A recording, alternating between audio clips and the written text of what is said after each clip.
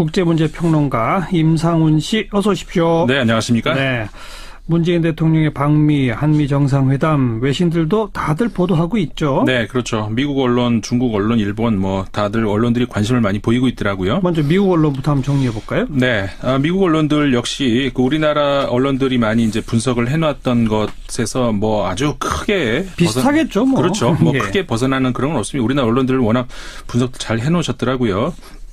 그러니까 이제 크게 우리가 보자면은 여태까지 이제 한미 외교 관계를 찰떡 공조 여기 이제 많이 맞춰가지고 거기서 벗어나면 어떤 큰일 나는 것처럼 많이 우리가 인식을 하는 경향이 있는데 예.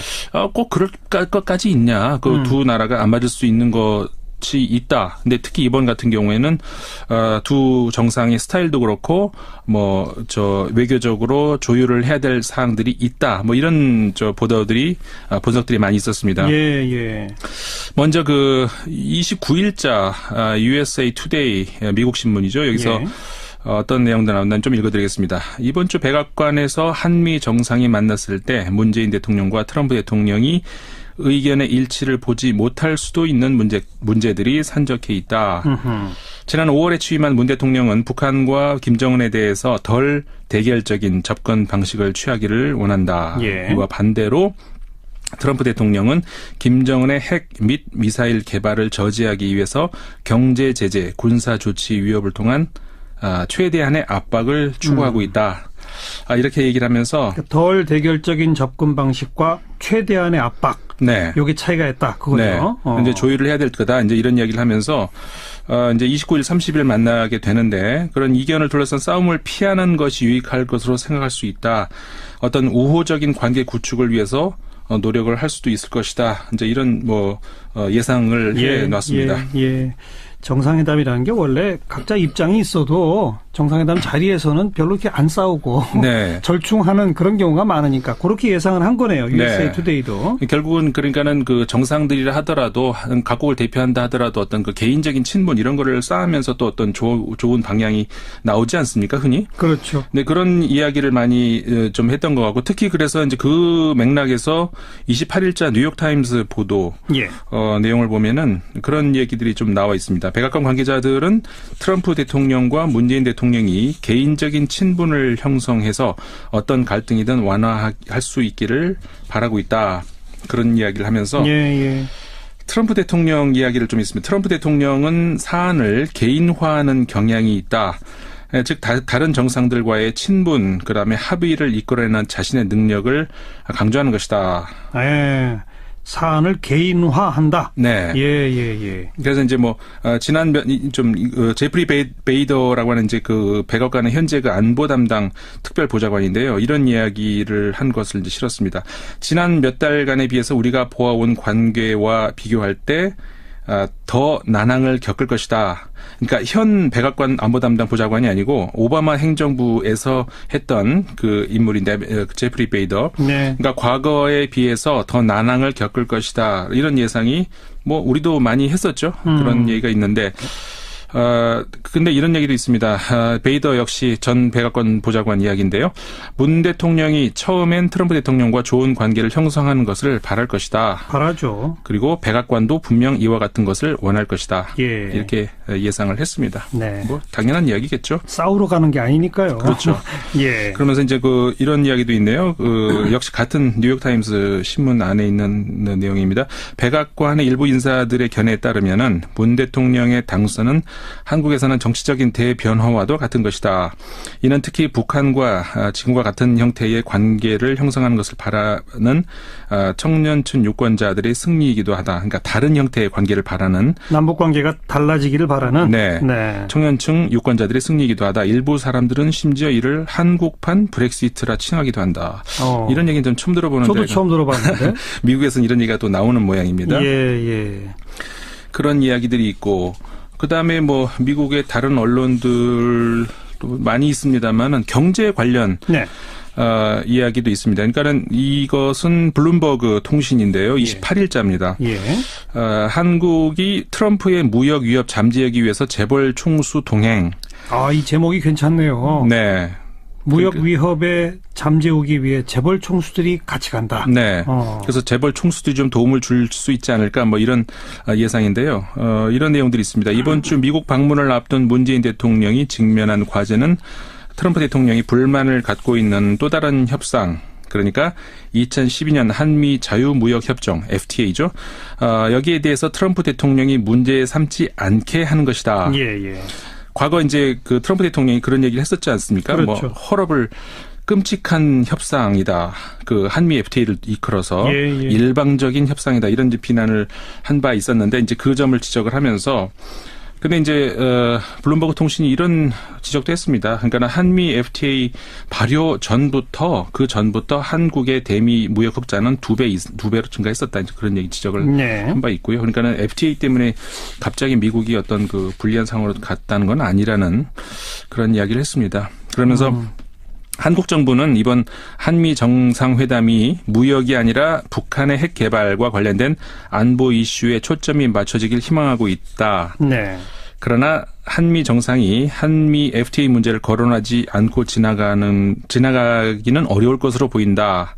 이렇게 이제 그 한 전문가의 말을 인용을 해서 이야기를 했습니다. 근데 그래서 이제 아까 제목에서 우리가 봤던 것처럼 재벌 총수들이 도움을 줄 수도 있다. 이렇게 블룸버그 통신이 또 예상을 했더라고요. 미국에 많이 투자하겠다 뭐 이런 걸로 도움을 준다는 거죠. 네, 그렇습니다. 그러면서 이제 많은 이번에 그 대통령 대동하고 가는 재계 인사들 많이 있지 않습니까? 그렇죠. 쭉 이렇게 나열을 하면서 어떤 인물이다, 어떤 역할을 할 것이다, 뭐 이런 이야기들을 좀 나오기도 했네요. 네. 트럼프의 무역 위협에 잠재우기 위해 재벌 총수가 동행한다. 네. 또 중국 언론들 이야기를 조금 해드릴까요? 네.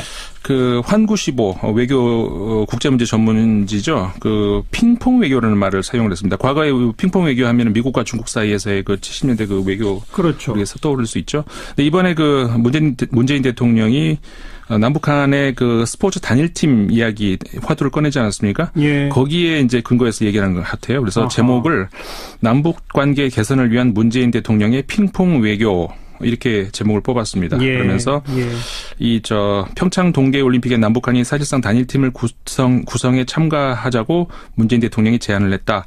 스포츠를 돌파구로 한반도 핵 문제를 해결해 보려는 것이다. 이렇게 얘기를 했습니다만은 이게 뭐 쉽지만은 않을 것이다. 이런 또 예측도 같이 내놨고요. 어쨌든 스포츠 카드를 던졌다는 점에서 미국과 중국이 수교하는 과정에 결정적 역할을 했던 그 당시에 그 탁구 교류 그거를 이제 빗댄 거군요. 그렇죠. 예. 그다음에 중국의 신화망인데요. 이게 신문이 아니라 우리나라식으로 하면 인터넷 이제 뭐라고 할까요? 뭐 그런 그 통신이죠. 거기서 이제 한 전문가 장둥민 라오닝 동북아 연구원 원장이 기고문이 하나 있는데 그 이번에 한미 정상회담을 세 가지로 요약을 했더라고요. 근데 정확하게 본 것 같아서 한번 간단하게 언급을 해드리겠습니다. 첫 번째는 한미 동맹 관계 강화를 재차 천명 확인하고 동맹 관계에 대한 그 양국의 새 정부 인식과 실현 방식에 대해서 논의할 전망. 이게 첫 번째. 그다음 두 번째는요. 한미 경제 무역 관계의 투자와 무역 문제에 대해서 언급할 전망이다. 세 번째가 이제 대북 접촉, 그다음에 교류 정책 방안에 대해서 두 정상이 언급을 할 전망이다. 이렇게 하면서 한미 양국이 이제 공동 이익을 공유함과 동시에 구체적인 문제에 있어서는 갈등도 존재한다. 한미 정상회담이 양국 간 공통된 인식을 강화할 수 있을지, 동맹 관계와 한반도 정세에 어떤 영향을 미칠지 여론에 관심이 쏠리고 있다. 이렇게 분석을 해놨네요. 중국 언론들은 사드나 이런 것 때문에 조금 민감할 줄 알았는데 일단 아직까지는 좀 담담한 그런 보도네요. 그렇습니다. 물론 이 관련 보도가 저는 비교적 최근 것들만 지금 뽑아왔습니다만은 지난주에도 사실은 많이 나왔었거든요. 상대적으로 지난주에는 중국 언론들이 그 사드 관련 문제들을 많이 좀 다루긴 했었습니다. 근데 이제 그 문재인 대통령이 미국으로 가는 시점 그때 이제 나온 보도들은 상대적으로 그런 거는 조금 덜 나오고, 근데 일단은 결과를 좀 지켜보자 이런 거겠죠. 며칠 지나 보면 또 어떤 다른 보도들이 나올 수도 있을 것 같습니다. 평가하는 게 나오겠죠. 그렇죠. 뭐 일본 언론들도 대체적으로는 비슷한 뭐 예상하는 그런 겁니다. 아사히 신문이 29일자 한미 관계가 삐걱거리는 가운데 트럼프 대통령과 어디까지 문재인 대통령이 보조를 맞출 수 있을지 초점이 된다. 그렇죠. 이런 내용에 그러니까 제목이 한미 정상 사드나 대북 공동 보조 취하나 이렇게 제목을 해가지고 했고요. 한국 정부는 이번 그 정상 사이에 그 개인적인 신뢰 관계를 구축하는 것이 방미의 최대 목적이다라고 하는 우리나라 정부 관료의 말을 인용을 해서 이번에 뭐라고 할까요? 의미를 자리매김을 하기도 했습니다. 그렇군요. 이번 주말을 지나면 이제 정상회담 결과들이 발표가 될 테니까 그거에 대해서 미국 언론, 중국 언론 또 일본 언론이 어떻게 좀 반응의 차이가 있는지 이런 건 좀 눈여겨볼 필요가 있을 것 같네요. 그렇죠. 이 주말이 지난 다음에 보도들이 좀 우리가 좀 잘 봐야 될 것 같습니다. 그러니까요. 한미 정상회담 부분은 그렇고 또 우리가 주목해야 할 외신 어떤 게 눈에 띄셨습니까? 우리나라 언론에서도 오늘자에서 많이 보도가 됐었죠. 우리나라 그 포털 기업 네이버가 프랑스에 위치하고 있는 그 제록스 연구소. 그러니까 제록스 하면은 우리 그 복사기로 세계 최고 기업 많이 알려져 있는데 프랑스의 그 인공지능 관련해서 연구소를 크게 가지고 있는데 그게 제록스 연구소죠. 네네. 이것을 네이버가 인수했다. 사기로 했다면서요? 네. 이 소식이 이제 우리나라도 보도가 됐었죠. 네. 이 관련해서 이제 프랑스 언론이 또 그 과정을 조명한 기사가 있어서 하나 소개를 해드리겠는데요. 그래요? 프랑스 전 정권에서 그 한국계의 그 장관 한 분 있었죠. 플레르 펠레랭 장관이라고. 여성 장관. 네, 여성 장관. 아주 젊고 아주 그 유능한 장관이었었는데. 그분이 결정적인 어떤 조언을 했다. 그런 내용이 있습니다. 그래서 이제 그분의 조언으로 해가지고, 그러니까 물론 이제 이 네이버에 대한 소개를 이제 쭉 했고. 조금만 읽어드리면 프린터 부문 미국 최고 기업인 제록스가 프랑스 그르노블에 있는 자사 연구소를 매각하려 한다는 것을 알게 된 플레르 펠레랭 대표는 네이버에게 관심을 가져줄 것을 권고했다. 플레랭 대표는 20여 개국의 다른 나라에 온 60여 명 연구원들과 엔지니어들을 구성된 연구팀을 인수한다는 것은 드문 기회다. 이렇게 얘기하면서 정보를 줬다는 거죠. 그러자 네이버는 즉각 그 기회를 놓치지 않고 그르노블의 제록스 센터에 매입 계약을 맺기 위해서 프랑스로 왔다. 네. 그렇게 하면서 이제 굉장히 이 성사가 되는 데 있어서 펠레랭 전 장관이 어떤 그 역할을 했다는 것을 또 보도를 했네요. 네, 전 장관이면서 지금은 네이버도 출자한 이 코렐리아라고 하는 그 한국 자본이 유럽에 진출하는데 교두보가 되는 코렐리아 캐피털의 현재 대표인 거죠. 네, 맞습니다. 바로 이제 그 대표 신분으로 이렇게 좋은 이 연구소가 있으니 어떤 한번 연결을 시켜보자 이런 역할을 했다는 거로군요. 네, 맞습니다. 그러면서 네이버 랩스 유럽이라고 아마 그 명칭이 변경되는 모양인데, 그러니까 네이버가 이제 유럽으로 진출하기 위한 그 여러 가지 다각적인 노력을 아마 지금 하고 있는 것 같더라고요. 그런 어떤 하나의 그 일환으로 이렇게 이제 소개를 하고 있습니다. 네. 그래요. 뭐 일본에는 일찌감치 전출을 해가지고 그 라인이라고 하는 메시 서비스로 잘 잡았는데 이제 유럽에까지 활동 영역을 넓혀보겠다는 네이버. 제록스 연구소랑 어떤 시너지를 낼지 앞으로 좀 봐야 되겠네요. 네, 그렇습니다. 또 다음 어떤 보도가 있습니까? 그 봉준호 감독 영화 옥자 있죠. 이게 이제 여러 가지 논란도 있었고 지난번에 그 프랑스 칸느 영화제에서도 어떤 논란이 있었죠. 근데 이번에 최근에 이제 전 세계적으로 이제 인터넷을 통해서 이렇게 공개됐지 않습니까? 넷플릭스에. 네, 넷플릭스의 그 새로운 방식이죠. 그러니까는 그 영화 배급에 있어서 새로운 방식. 좀 낯설 수 있는데 이제 그 논란에 대해서 여러 가지 얘기 있었습니다만은 그 내용, 영화의 내용 가지고 또 많은 보도가 있는데 굉장히 호평들이 많이 나왔습니다. 평가가 좋아요? 네. 몇 가지 좀 소개해드리면 미국의 로스앤젤레스 타임스, LA 타임스가 28일자 봉준호 감독의 새 영화 옥자는 현대판 과학기술이 첨부된 마법과 오래된 포근함이 함께 어우러진 판타지 이야기다. 이 혁명적인 영화는 시대에 맞춰서 현대식 스토리텔링과 모험과 평화가 함께 공존한 감성을 자랑한다. 이런 얘기가 있고요. 봉 감독은 표현의 거장이며 코미디, 멜로, 액션 사이를 자유롭게 넘나드는 기술을 보여준다. 이런 소개가 있고요. 그다음에 프랑스의 르몽드에서도 같은 28일자입니다. 이 관련 이야기가 있는데 제목이 있더라고요. 모두에 맞서는 야수와 그의 미녀. 이렇게 그러니까 미녀와 야수 우리 얘기한 그걸 빗댔네요. 네, 그걸 빗져가지고 모두에 맞서는 야수와 그의 미녀 이렇게 해가지고 이 옥자가 칸 영화제에서 큰 반향을 일으키고 해학, 경외감 그리고 어린 시절의 감흥, 글로벌화된 자본주의에 대한 격한 비판을 한 곳에 모은 격렬한 리듬의 세계적 블록버스터 영화로서의 모든 조건을 갖추고 있다. 네. 이런 평가를 내놓기도 했습니다. 프랑스에서는 영화관 상영이 거의 없다면서요? 네, 그렇죠. 예. 그러면서 이번에 보니까는 그 프랑스에서 봉준호 감독의 또 역시 그 대작이었죠. 살인의 추억. 네. 그게 이번에 재개봉된 모양이더라고요. 아, 그래요? 네. 그러면서 그 이야기를 또 같이 또 소개를 하기도 했는데 네. 뭐 그 부분도 조금 소개를 드리면 이렇게 돼 있습니다. 군사정권이 끝나지 얼마 안 되는 시기에 한국을 배경으로 해서 이 영화는 사건 해결에 쩔쩔매는 경찰의 무능력을 보여주고 당시 경찰의 횡포를 증언하고 있다.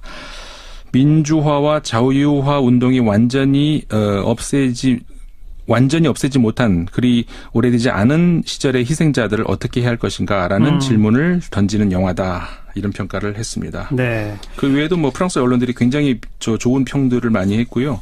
칸느에서 또 호평을 받아서 그런지 프랑스는 살인의 추억 재개봉까지를 포함해가지고 완전히 봉준호 주관처럼 돼 있는 모양인데. 네, 봉준호 감독이 사실 우리나라 몇몇 감독이 있죠. 그 김기덕 감독도 그렇습니다만은 프랑스에서 굉장히 거장 대접을 받습니다. 네, 네. 그래서 이제 이런 평가들도 뭐 프랑스 한국 영화를 좋아하시는 분들한테는 낯선 평가는 아닌 것 같아요. 예. 굉장히 좋은 평가가 나와 있는 감독이고, 그 외에도 뭐 피가로 신문에서 훌륭한 작품과 돼지, 또 그 리베라스용이라는 신문에서는 옥자, 달러와 돼지. 그러니까 이게 사실은 저도 영화를 보지는 않았습니다만은 굉장히 재밌는 것이 영화를 제작하는 과정 자체가 논란이 됐었는데. 그렇죠. 이 봉준호 감독이 의도적인, 그러니까 고의적으로 이런 논쟁을 뭐라고 할까, 불러일으키려고 하는 그런 것이 있다는 그런 그런 분석들이 많이 있더라고요. 특히 이 르베라스용, 프랑스의 르베라스용 신문 같은 경우에는 이런 그러니까 넷플릭스 같은 이런 회사의 전통적인 영화 배급 경로인 영화관 개봉이 아닌 이런 회사에서 하면서 이러한 논란은 봉준호 감독의 영화 옥자보다 더 적절한 영화는 없을 것이다. 이 논란을 이제 보여주기 위한. 예. 왜냐하면 이 영화는 이미 고의적으로 이런 논쟁을 내포하고 있기 때문이다. 아, 이런 문제가 그 영화 안에 내용에도 좀 들어가는 모양이죠? 영화 안에 이제 똑같은 내용은 제가 영화를 보진 않았습니다만은 어떤 아주 극단적인 자본주의로 인한 어떤 이런 뭐라고 할까요? 그런 모순 이런 것들을 비판하고 이제 어떤 풍자, 해악 이런 것들을 집어넣어 있는데 예. 정작 그 영화를 만들기 위한 자본을 또 미국에서 어떤 이끌어내는 그런 게 있지 않습니까? 그렇죠. 그러면서 이제 어떤 고의적인 이런 논쟁을 영화 안에서 또 영화 제작 과정에서 이렇게 섞으면서 그런 논쟁을 내포하고 있다. 뭐 이런 분석인 것 같습니다. 네. 점점 더 궁금해지네요. 영화를 보긴 봐야 할 것 같습니다. 네. 오늘 여기까지 할까요? 네. 외신에 보도된 우리 모습 살펴본 밖에서 본 한국이었습니다. 국제문제평론가 임상훈 씨 고맙습니다. 네, 감사합니다. 지난 5월에 취임한 문 대통령은 북한과 김정은에 대해서 덜 대결적인 접근 방식을 취하기를 원한다. 예. 이와 반대로 트럼프 대통령은 김정은의 핵 및 미사일 개발을 저지하기 위해서 경제 제재, 군사 조치 위협을 통한 최대한의 압박을 추구하고 있다. 이렇게 얘기를 하면서 덜 대결적인 접근 방식과 최대한의 압박. 네. 요게 차이가 있다. 그거죠. 네. 이제 조율을 해야 될 거다. 이제 이런 이야기를 하면서 이제 29일, 30일 만나게 되는데 그런 이견을 둘러싼 싸움을 피하는 것이 유익할 것으로 생각할 수 있다. 어떤 우호적인 관계 구축을 위해서 노력을 할 수도 있을 것이다. 이제 이런 예상을 해 놨습니다. 예. 정상회담이라는 게 원래 각자 입장이 있어도 정상회담 자리에서는 별로 이렇게 안 싸우고 네. 절충하는 그런 경우가 많으니까 그렇게 예상을 한 거네요. USA 투데이도. 결국은 그러니까는 그정상들이라 하더라도 각국을 대표한다 하더라도 어떤 개인적인 친분 이런 거를 쌓으면서 또 어떤 좋은 방향이 나오지 않습니까? 흔히. 그렇죠. 네, 그런 이야기를 많이 좀 했던 것 같고 특히 그래서 이제 그 맥락에서 28일자 뉴욕타임스 보도 내용을 보면은 그런 얘기들이 좀 나와 있습니다. 백악관 관계자들은 트럼프 대통령과 문재인 대통령이 개인적인 친분을 국제문제평론가 임상훈 씨 어서 오십시오. 네, 안녕하십니까? 네. 문재인 대통령의 방미, 한미 정상회담, 외신들도 다들 보도하고 있죠. 네, 그렇죠. 미국 언론, 중국 언론, 일본 뭐 다들 언론들이 관심을 많이 보이고 있더라고요. 먼저 미국 언론부터 한번 정리해 볼까요? 네, 미국 언론들 역시 그 우리나라 언론들이 많이 이제 분석을 해놨던 것에서 뭐 아주 크게 비슷하겠죠, 뭐. 그렇죠. 뭐 크게 벗어나는 그런 건 없습니다. 우리나라 언론들을 워낙 분석 잘 해놓으셨더라고요. 그러니까 이제 크게 우리가 보자면은 여태까지 이제 한미 외교 관계를 찰떡 공조 여기에 이제 많이 맞춰가지고 거기서 벗어나면 어떤 뭐 큰일 나는 것처럼 많이 우리가 인식을 하는 경향이 있는데 꼭 그럴 것까지 있냐? 그 두 나라가 안 맞을 수 있는 것. 있다. 근데 특히 이번 같은 경우에는 두 정상의 스타일도 그렇고 뭐 외교적으로 조율을 해야 될 사항들이 있다. 뭐 이런 보도들이 분석들이 많이 있었습니다. 예. 먼저 그 29일자 USA Today 미국 신문이죠. 여기서 어떤 내용도 나온다는 좀 읽어드리겠습니다. 이번 주 백악관에서 한미 정상이 만났을 때 문재인 대통령과 트럼프 대통령이 의견의 일치를 보지 못할 수도 있는 문제들이 산적해 있다. 그래서 신문 안에 있는 내용입니다. 백악관의 일부 인사들의 견해에 따르면은 문 대통령의 당선은 한국에서는 정치적인 대변화와도 같은 것이다. 이는 특히 북한과 지금과 같은 형태의 관계를 형성하는 것을 바라는 청년층 유권자들의 승리이기도 하다. 그러니까 다른 형태의 관계를 바라는 남북 관계가 달라지기를 바라는 네. 청년층 유권자들의 승리이기도 하다. 일부 사람들은 심지어 이를 한국판 브렉시트라 칭하기도 한다. 이런 얘기는 좀 처음 들어보는데. 저도 처음 들어봤는데. 미국에서는 이런 얘기가 또 나오는 모양입니다. 예. 그런 이야기들이 있고 그다음에 뭐 미국의 다른 언론들도 많이 있습니다만은 경제 관련 이야기도 있습니다. 그러니까는 이것은 블룸버그 통신인데요. 28일자입니다. 한국이 트럼프의 무역 위협 잠재하기 위해서 재벌 총수 동행. 이 제목이 괜찮네요. 네. 무역 위협에 잠재우기 위해 재벌 총수들이 같이 간다. 네. 그래서 재벌 총수들이 좀 도움을 줄 수 있지 않을까 뭐 이런 예상인데요. 이런 내용들이 있습니다. 이번 주 미국 방문을 앞둔 문재인 대통령이 직면한 과제는 트럼프 대통령이 불만을 갖고 있는 또 다른 협상. 그러니까 2012년 한미 자유무역협정 FTA죠. 여기에 대해서 트럼프 대통령이 문제 삼지 않게 하는 것이다. 과거 이제 그 트럼프 대통령이 그런 얘기를 했었지 않습니까? 그렇죠. 뭐 헐업을 끔찍한 협상이다. 그 한미 FTA를 이끌어서 일방적인 협상이다. 이런 비난을 한 바 있었는데 이제 그 점을 지적을 하면서 근데 이제 블룸버그 통신이 이런 지적도 했습니다. 그러니까 한미 FTA 발효 전부터 한국의 대미 무역 흑자는 2배로 증가했었다. 이제 그런 얘기 지적을 한 바 있고요. 그러니까는 FTA 때문에 갑자기 미국이 어떤 그 불리한 상황으로 갔다는 건 아니라는 그런 이야기를 했습니다. 그러면서 한국 정부는 이번 한미 정상회담이 무역이 아니라 북한의 핵 개발과 관련된 안보 이슈에 초점이 맞춰지길 희망하고 있다. 그러나 한미 정상이 한미 FTA 문제를 거론하지 않고 지나가기는 어려울 것으로 보인다. 이렇게 이제 그 한 전문가의 말을 인용을 해서 이야기를 했습니다. 근데 그래서 이제 아까 제목에서 우리가 봤던 것처럼 재벌 총수들이 도움을 줄 수도 있다. 이렇게 블룸버그 통신이 또 예상을 했더라고요. 미국에 많이 투자하겠다 뭐 이런 걸로 도움을 준다는 거죠. 네, 그렇습니다. 그러면서 이제 많은 이번에 그 대통령 대동하고 가는 재계 인사들 많이 형성해서 어떤 갈등이든 완화할 수 있기를 바라고 있다. 그런 이야기를 하면서 트럼프 대통령 이야기를 좀 있습니다. 트럼프 대통령은 사안을 개인화하는 경향이 있다. 즉 다른 정상들과의 친분, 그다음에 합의를 이끌어내는 자신의 능력을 강조하는 것이다. 사안을 개인화한다. 그래서 이제 뭐 지난 제프리 베이더라고 하는 이제 그 백악관의 현재 그 안보 담당 특별 보좌관인데요. 이런 이야기를 한 것을 이제 실었습니다. 지난 몇 달간에 비해서 우리가 보아온 관계와 비교할 때 더 난항을 겪을 것이다. 그러니까 현 백악관 안보 담당 보좌관이 아니고 오바마 행정부에서 했던 그 인물인데 제프리 베이더. 그러니까 과거에 비해서 더 난항을 겪을 것이다. 이런 예상이 뭐 우리도 많이 했었죠. 그런 얘기가 있는데 근데 이런 얘기도 있습니다. 베이더 역시 전 백악관 보좌관 이야기인데요. 문 대통령이 처음엔 트럼프 대통령과 좋은 관계를 형성하는 것을 바랄 것이다. 바라죠. 그리고 백악관도 분명 이와 같은 것을 원할 것이다. 예. 이렇게 예상을 했습니다. 네. 뭐 당연한 이야기겠죠. 싸우러 가는 게 아니니까요. 그렇죠. 예. 그러면서 이제 이런 이야기도 있네요. 역시 같은 뉴욕타임스